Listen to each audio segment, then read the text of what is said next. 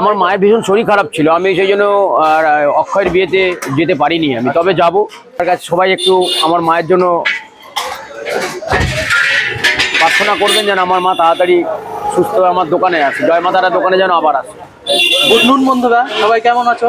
আজকে কিন্তু চলে এসেছি ডেকাসলেন, সেই বিখ্যাত জয় মা তারার দোকানে, যেটা চালায় অরুণদা। আর এখানে কি কি আজকে রান্না হয়েছে সবই তোমাদেরকে জানাবো, তার জন্য কিন্তু পুরো ভিডিওটা দেখতে হবে। আর আমার ভিডিও যদি ভালো লাগে অবশ্যই একটা লাইক করে দেবে, কারণ বাঁচতে গেলে খেতে হবে, আর খেতে গেলে অনেক দিন বাঁচতে হবে। আচ্ছা, বলছি যে আজকে কি রান্না বান্না সব কমপ্লিট? হ্যাঁ, রান্না কমপ্লিট হয়ে গেছে, রান্না কমপ্লিট হয়ে গেছে। প্রথমে দেখা এটা হচ্ছে বেগুন সুন্দরী। আচ্ছা, এটা হচ্ছে বেগুন সুন্দরী। আচ্ছা, এটা বেগুন সুন্দরী, বেগুন সুন্দরী আছে এখানে। এখানটা খিচুড়ি দেওয়া, এখানে খিচুড়ি আছে। এটা নাড়ি নেবে দিদি একটু ভালো করে। দামটা বলবো একটু। 50,000 টাকা। আর বেগুন সুন্দরী 20,000 টাকা। পনির বাটার মশলা 40,000 টাকা। এখানে দাও একটা, এটা যে ফুলকপি গন্ধরা 40,000 টাকা। আচ্ছা বাবা, এটা বড় বাটি নাও বাবা, 40,000 টাকা দাম বাবা। হ্যাঁ, এরকম করো না বাবা। মানুষকে খাবার দেবে, একদম ভক্তি সহকারে খাবার দেবে, তাতে যেন কারো অসুবিধা হবে না। Very good boy. একটা ফুলকপি গন্ধরাজের দাম 40,000 টাকা। 40,000 টাকা অনেক মানে হয়। আর এটা হচ্ছে পনির ভর্তা। এটা হচ্ছে পনির ভর্তা। আচ্ছা, এটা পনির। এটা কত? এটাও কি 40,000? এটা 30,000 টাকা। 30,000 টাকাগুলো ভেতরে ঢোকা বাবা। এটা হচ্ছে মিক্সড ভেজিটেবিল। এটা মিক্সড ভেজিটেবিল। এটা হচ্ছে পালক কর্ন পনির। এটা হচ্ছে মটর পনির। আর এটা হচ্ছে আলু 65। আচ্ছা, এটা আলু 65। এটা হচ্ছে ডাল মাখানি। আর এদিকে পোলাও আছে। আমি বেরোই, অনেকটা এগিয়ে চলে। কি খিচুড়ি খেয়েছেন নাকি? ওটা রেখে দাও দিদি, ওটা রেখে দাও। খিচুড়ি খেয়েছেন। কি হচ্ছে বলুন? এটা পনির ভর্তা কমপ্লিট হয়ে আসলো মনে হয়। দেরি আছে, এখনো সময় লাগবে? দেরি আছে। কতক্ষণ লাগবে? কখন লাগে বলতে পারবো না, মোটামুটি দেরি আছে। অল্প অল্প করে ঢালবো, আস্তে আস্তে করে ঢালবো।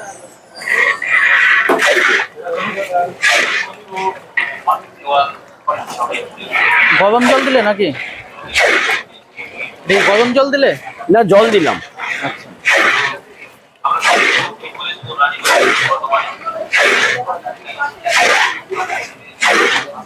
পনির ভর্তাতে কি কি দেওয়া আছে ওটা তো জানতে গেলে এখানে আসতে হবে একবার। আচ্ছা, পনির ভর্তা পনির থাকবে, এইটুখানি মাস্ট। কখন থেকে শুরু হয় রান্না? ছেড়ে দাও, ভোর 4টে থেকে। 4টের থেকে?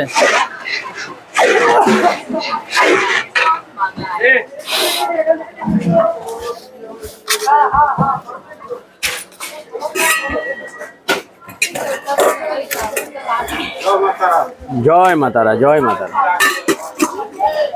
স্বপনদা, স্বপনদা, এটা একটু দেখে নাও ফাইনাল।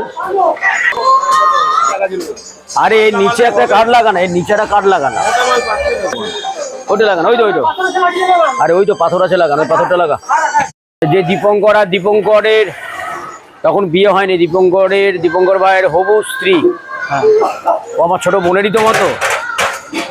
আমি যেহেতু মায়ের ভক্ত, বিয়ে বাড়িতে গেলে একটা সম্মান তো কিছু দিতেই হয়। তা আমার কাছে ওটাই মনে হলো, মায়ের ইচ্ছে, ওটাই মনে হয় আমার কাছে ভালো হলো। কার কাছে কি ভালো হলো আমি জানি না, তবে আমার কাছে এটাই মনে হলো যে আমার মনে হয় মাকে দেওয়াটাই দরকার। কারণ তারা তো নতুন দাম্পত্য জীবন শুরু করতে চলেছিল। সেই হিসেবে আমার ভালো লাগলো যে আমি মাকে একটা দিই। এবং তার থেকেও বড় কথা, দীপঙ্কর প্রথম ওর যে বিয়ের যে মানে আমন্ত্রণ পত্র বা নিমন্ত্রণ পত্র যেটা, সেটা প্রথমেই জয় মা তারাকেই দেওয়া হয়। মানে ওর বিয়েতে ওর বিয়ের যে নিমন্ত্রণ পত্র বা আমন্ত্রণ পত্র যেটা, সেই পত্রটা আমার জয় মা তারাকেই প্রথম ও নিবেদন করে প্রথম।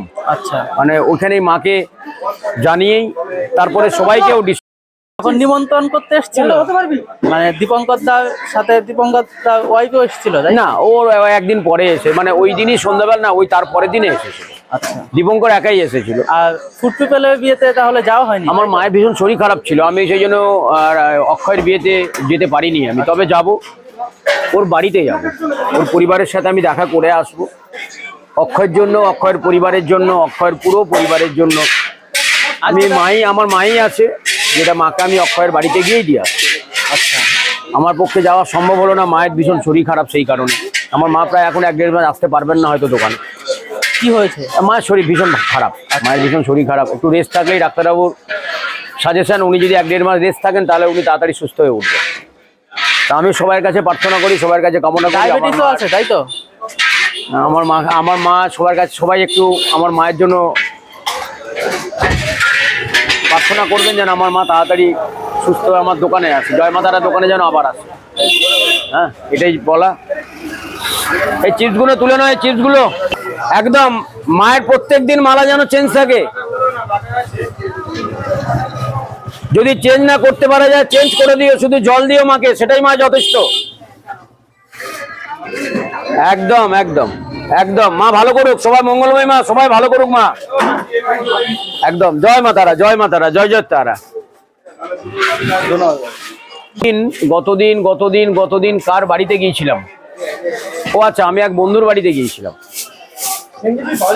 সেখানে গিয়ে দেখলাম মাকে সুন্দরভাবে সব অনেক মা সুন্দরভাবে সাজানো ফুল দিয়ে, কিন্তু ফুলগুলো অনেক শুকনো হয়ে গিয়েছিল।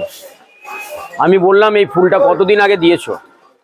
এই দিকটা হলো না, বললো আমি প্রায় 4-5 দিন হয়ে গেছে। আমি বললাম 4-5 দিন হয়ে গেছে, মায়ের গলা থেকে মালাগুলো নেওয়া হয়নি কেন? সরিয়ে নতুন মালা দেওয়া হয়নি, কি কারণে? বললো নাকি সময় পাইনি। হ্যাঁ, সময় পাইনি তাই বললো? না, সময় পাইনি ব্যাপারটা না, কাজে ব্যস্ত মানুষ, একা মানুষ।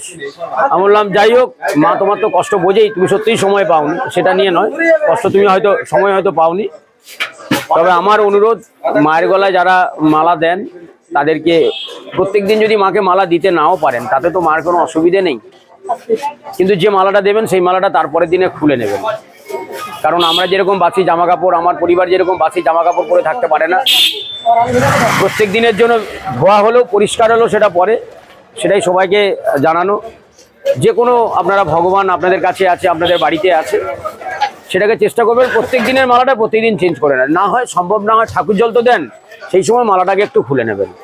এইটুখানি আপনাদের কাছে আমার অনুরোধ।